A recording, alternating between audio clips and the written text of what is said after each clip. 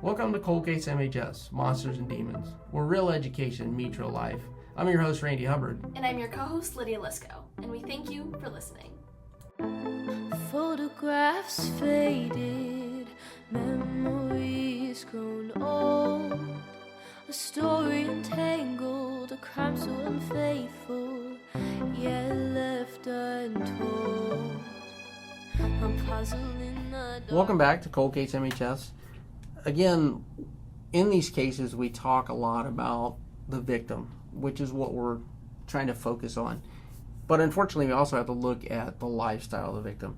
And sometimes people fall into things that they just can't control anymore, with addiction and having to feed that addiction, where they get their money and things like that. And I know in this particular case, that's something that really is a major part of her case. And in this case, Joan Palacio was murdered and left out in the open. And I'm going to allow the students to introduce themselves and tell us a little bit more about the case. Yeah, I'm Megan. I'm Hannah. I'm Ashlyn. And we worked on the case of Joan Palacio. So what we found interesting about Joan was just her situation, and unfortunately because of her high-risk lifestyle, she was really prone to bad situations, I'll say. She was found in a vacant parking lot by a dumpster by two teenage girls who were possibly suspects at first, but detectives easily ruled them out as just pass-byers, unfortunately. And they found her around 12 p.m., which kind of gives us the idea that there's not a lot of people that walk there or are just passing by or driving by because it's the middle of the day. And if someone was oftenly walking or driving, they probably would have found her once the sun was up.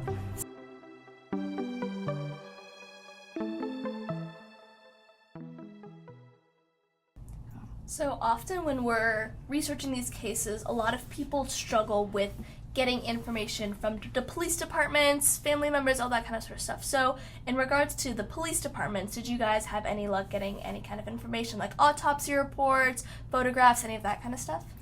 Yeah, we were able to get the autopsy report from, mainly we talked to a retired Sergeant, Steve Forrester, and he gave us a lot of information regarding where to go with our investigation and research process about her, and he led us to Lieutenant Dan Gherkin and then Detective William Goodlett, who was able to connect us with the autopsy, and we were actually able to go on call with Detective William Goodlett, and he gave us a lot of information regarding victimology, because unfortunately they weren't able to give us much case information, if that makes sense.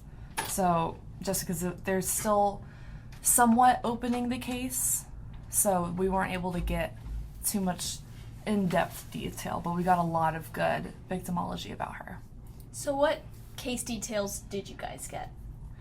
Mainly about where she was found, obviously the autopsy, and really just like her relationships. We didn't get a suspect from him, but just through our research with the case, we kind of ruled down to one possible suspect that we thought that could possibly be connected to her case.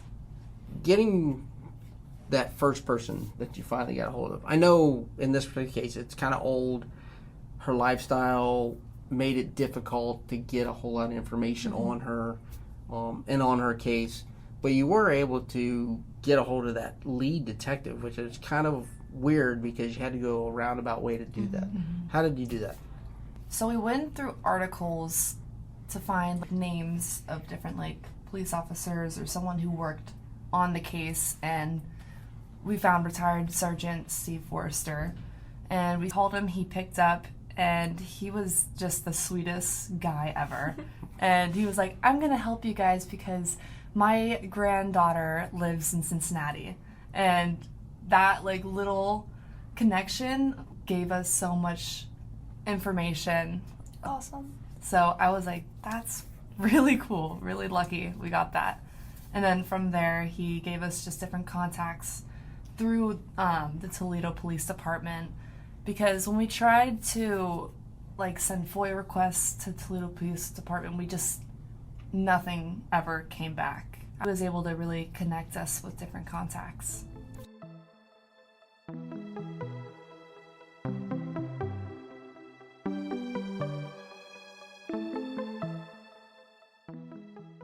When you were looking through the case, obviously Joan's background puts her in a bad situation. Not that anybody deserves to be killed that way, but she did put herself around really bad people. And unfortunately, it's because she fell into drugs and probably alcohol, and then eventually had to pay for all that and get into prostitution. And getting out of that is very difficult.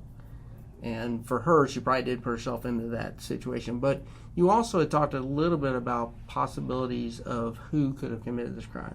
Mm-hmm. And I know you spent a lot of time talking about a specific person that showed up on your radar. And who was that? So that was Delmas Colvin, and the reason we're looking into him is because he was a serial killer in the years prior and a little bit after when she was killed, and all of his victims were extremely similar to her.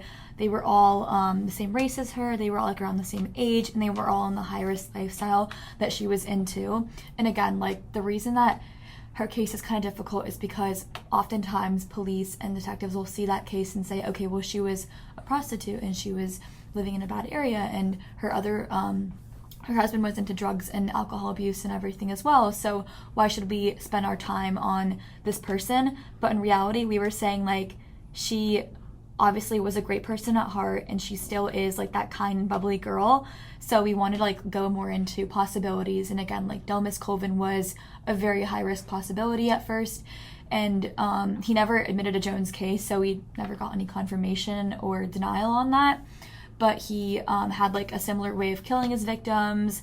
There was no sexual assault involved or anything, but similar placement and all that stuff. So we were looking into him as a possible suspect because he was also in the area.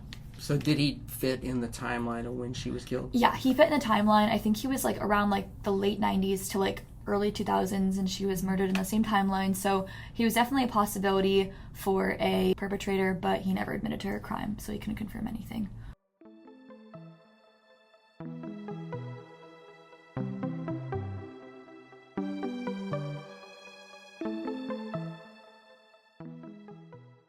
So we talk a lot about victimology, high risk versus low risk. How did you guys find out this information about Joan? How did you figure out who she was as a person that eventually led her to be in this unfortunate situation? We talked a lot to Detective Goodlet, and he was able to give us a lot of insight into Joan's relationship with her family and her husband, Joan Palacio. And she had kids, but he couldn't really give us a lot on that. But we learned a lot through her relationships, and we also did some research. For example, we had a newspaper article, and it talked about how she was bubbly and friendly, and she did volleyball in high school, so we used that to also build off our victimology. Yeah, and we found a lot of interesting facts and situations throughout her life, just growing up with her family. Her family dynamic was not your typical traditional loving family. Her mom was very much against her relationship with Jesse, and we believe just because when she graduated high school, she immediately moved out. I don't know if she moved out when she just turned 18, when she was in high school, or after she graduated, but that kind of tells us that her mom wanted her to go. And the fact that when she was murdered, there was no missing calls from the mom, there was no really any interviews with her. There was only one interview that we found, and it was just a one line saying that she was such a bubbly and fun girl kind of stuff. So she didn't want to talk to investigators ever. She was just very distant, which we found really odd. Yeah, and it can be hard because you guys mentioned a little bit about her husband, I believe, and how it may not have been the best situation and how like she relied on him for a lot of that stuff. So can you guys explore more about their relationship and why it could have potentially also led to Their relationship was interesting to say the least. So Jesse, he was kind of seen as the guy who got her into this high-risk life because he was not necessarily an older gentleman, but he was older than her. I don't know if he graduated high school or anything like that. He didn't really have a job. Joan didn't really have a job other than prostitution. So, I mean, he almost like came into her life very quickly and very abruptly, which gave off red flags to us. And that's probably why the mom was like, this is like absolutely not kind of thing. And Jesse, they had allegations of abuse between their relationship, so it was not a love-struck relationship. It was more like situational, I feel. It was toxic, to say the least. Talk a little bit about why he wasn't looked at as a suspect, though. Yeah, so I'm pretty sure it was... He was incarcerated. He was incarcerated, yeah. So he was incarcerated during that time, and like going back to like the relationship, I think that oftentimes like she was super young when they met too, and like again, like when she was killed, she was like in her she was like 24 years old. So I feel like at that age you're like so vulnerable to like change and to like being influenced badly. And again, she never really had that like strong like mother figure in her life. Her mother and her like weren't close, obviously, and she didn't really want to speak on her behalf ever. So I feel like when Jesse came into her life, it could have been a very like dominating personality that kind of wants to like run her world and maybe even like use her for drugs and money and all of this like sort of like, I don't think it was any physical abuse like Megan was saying, but there definitely was some sort of mental and like dominating abuse over her life. So again, like she was easily influenced, and since he was incarcerated, he never was considered a really big perpetrator, but I definitely think there was a mental influence that could have affected her life drastically, and without him she could have been on a much different path and probably a better one. Yeah, when she also had 3 kids with Jesse, so one of like the theories that we kind of developed was possibly she got pregnant when she was super young, and that led her to kind of be in a desperate situation. There wasn't exactly ages of her kids, but we're just assuming with the timeline that she had her 3 kids between 18 and 24.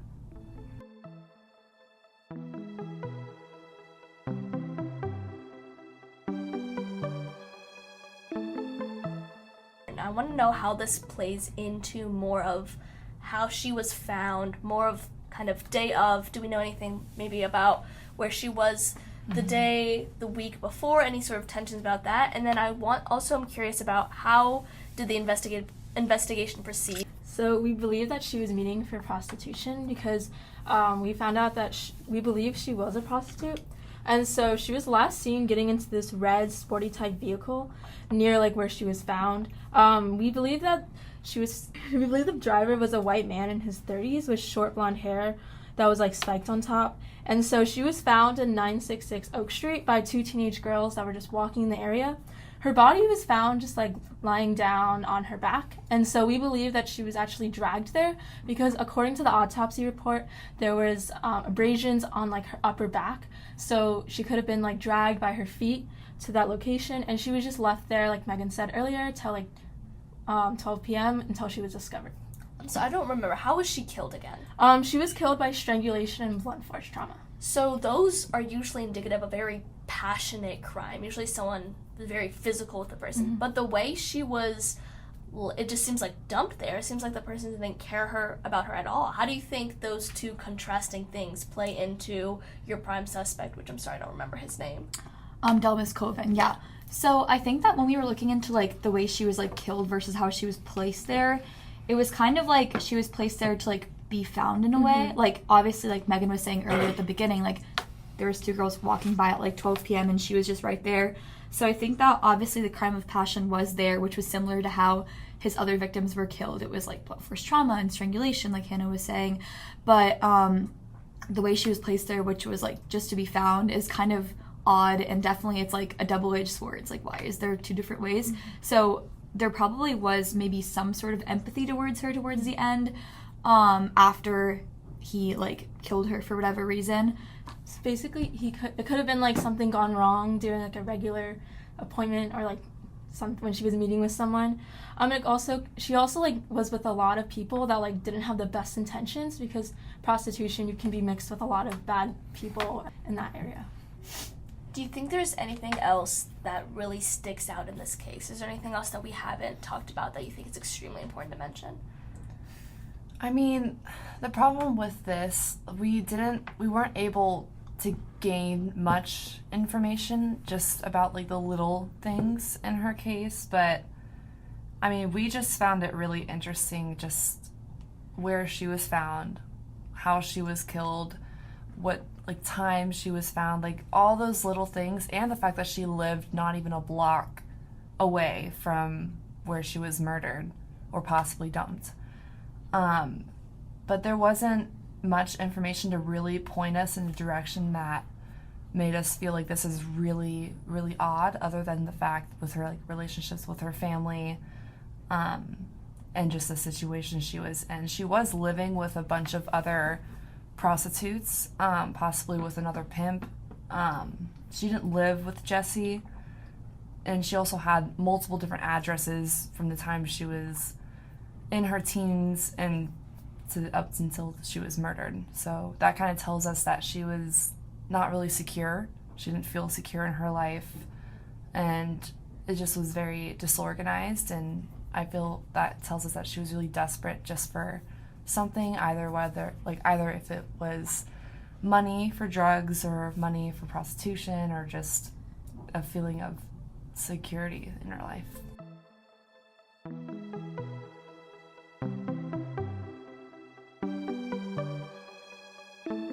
One of the problems the police have in this situation is her lifestyle and where she was found and where she works and things like that. What are those issues that police have in those types of cases? I would say it's like, again, like her lifestyle. Like you're a police officer and you have like a bunch of cases on hand, especially in that area. It was like pretty dangerous, Toledo, Ohio.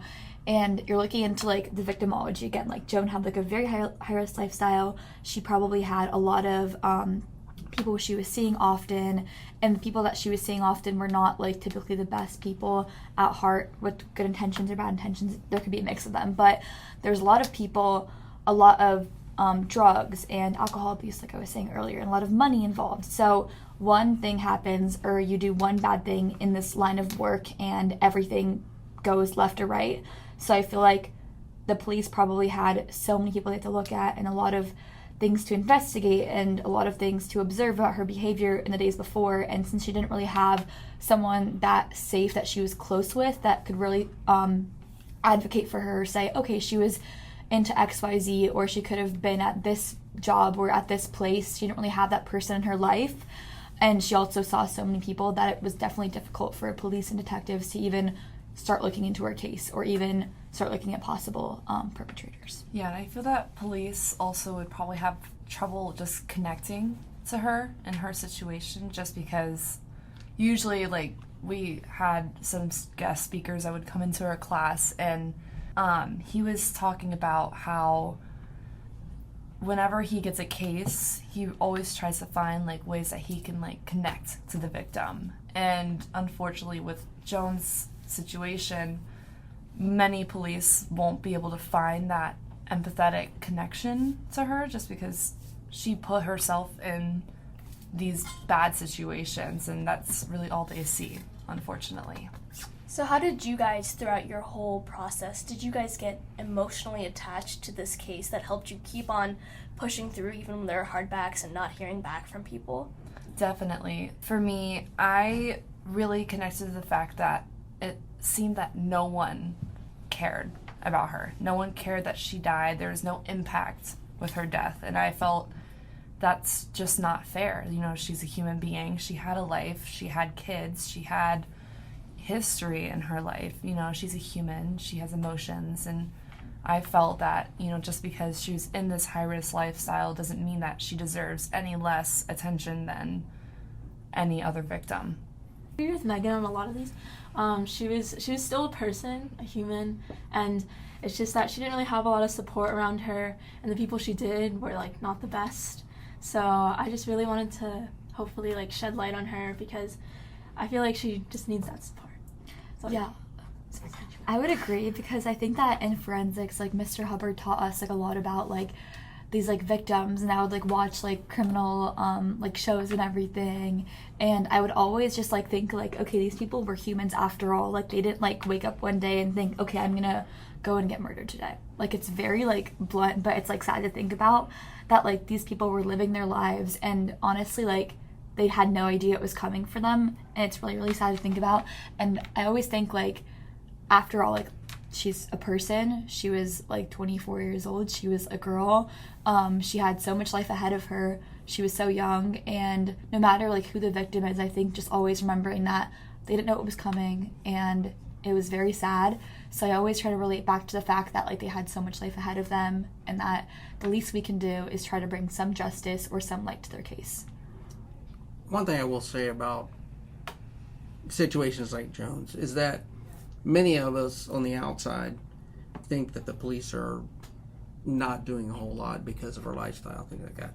Unfortunately, here's what happens. Because we had another case that was very similar to this, and the police officer actually came in and showed us his file, and his file was gigantic. It had 3 giant binders of 400 or 500 pages in each one. And the thing about it is that they are doing that work, but the problem is that the people they're involved with, one, either won't talk, or they're so involved with so many other things that you could have 4, 5, 6, 7 people that are your possible suspects, and maybe more, you know. And unfortunately, that's where decisions that are made when you're younger and what you plan to do in the future and things like that do have an effect on what can happen to you along the way. I think that's one of the big things I think we all have to kind of step back and look at and say, you know, I don't think the police looked at Joan and said, you know, as the term we used in one of our other podcasts, a throwaway person. I think it was more about the fact that they can't get information because people don't want to talk. And they don't want to talk about this. Does that make sense? Even her mom probably doesn't want to talk about her daughter being a prostitute. That's why she said she was bubbly and things like that. She wants everybody to know who she was as a person, not for what she didn't want to happen to her.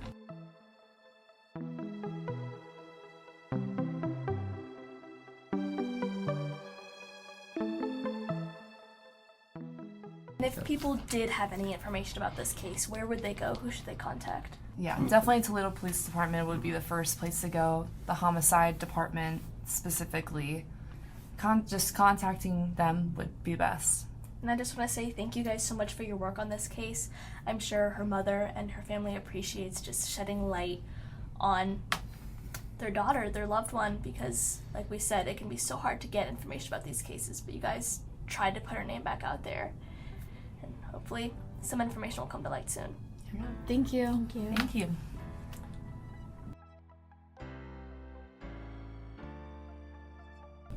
Thank you for listening to this episode of Cold Case MHS. This podcast was edited by the students of Cold Case MHS and produced by Mr. Hubbard and myself. The music was performed and written by Alexa Dahl, and the artwork was created by the students of MHS Design Studio Internship. Please consider sharing this podcast to bring more light to these victims. Tune in next time to Cold Case MHS, Monsters and Demons. Photographs faded, memories grown old, a story entangled, a crime so unfaithful, yet left untold. A puzzle in the dark, we will find that spark, they have left their mark. Victims in memory, let's find the enemy, we won't leave it be. Behind every shadow, a story to be told, of lives that were special, but some hearts have grown cold. In the depths of the darkness, a flicker of hope remains. Behind every cold case, there's people fighting nature.